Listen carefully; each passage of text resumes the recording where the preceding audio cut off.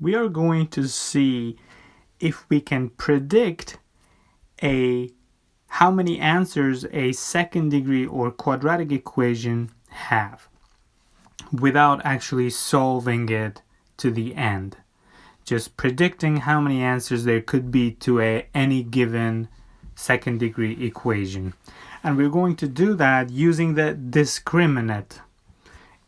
I will explain what discriminant is. So you remember we already explained how to convert any second degree equation into the general format. And the general format looks like something like this: ax squared plus bx plus c equal 0. So we already explained how to convert any type of second degree equations into this general form, that all of the terms are only on one side and the terms are already combined.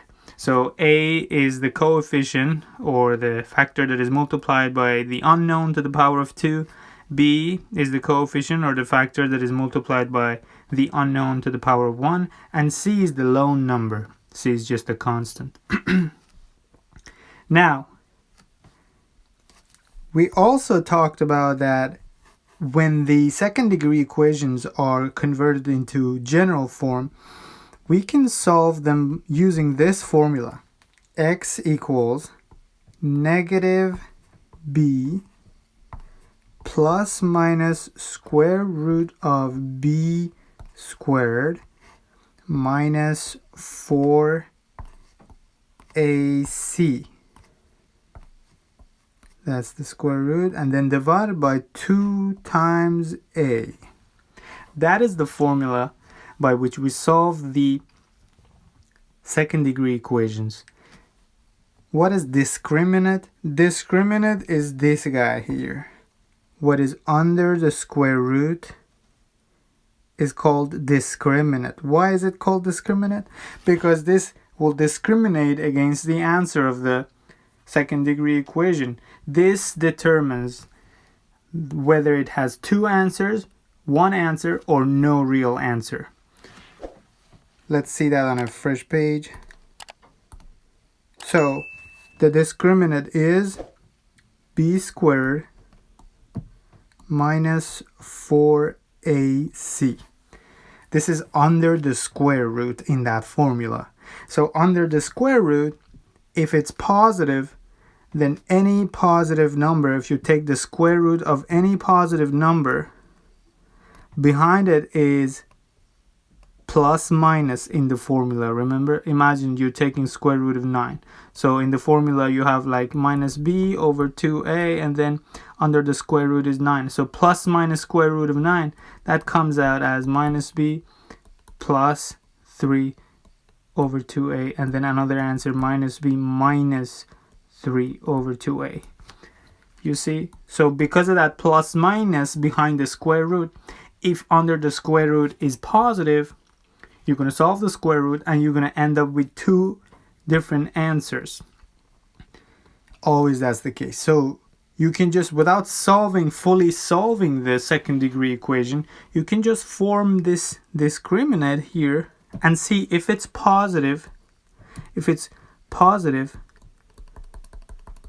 meaning greater than 0, then you have 2 different, well, obviously they're different. We're saying there are 2 answers. So 2 real answers. If it's 0, if the discriminant equals 0, then in the formula you'll notice negative b plus minus square root of the discriminant, the discriminant. Now if the discriminant is 0, then the square root of 0 is 0, and then this plus minus 0 does not affect the final answer. So the only answer will be negative b over 2a. So you have only one answer in this case. If the discriminant equals 0, only one real answer. And finally, if the discriminant is less than 0, is negative, like what? Like look at this, x squared plus x plus 1 equals 0. So this quadratic equation is already written in general form. We just need to figure out what are a compared to the general form, ax squared plus bx plus c equal to 0.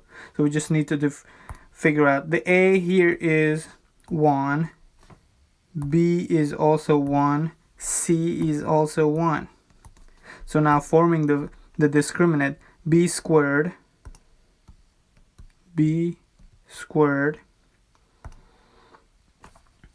minus 4 times a times c. So if we form that, we see that b is 1, so b to the power of 1 is 1, minus 4 times a is 1, c is 1. So overall we have 1 minus, what is 1 times 1 is 1. What is 4 times 1 is 4. So 1 minus 4 equals negative 0. So then we know under the square root will be negative 0, and that's not possible. If you put that in your calculators, you'll get an error.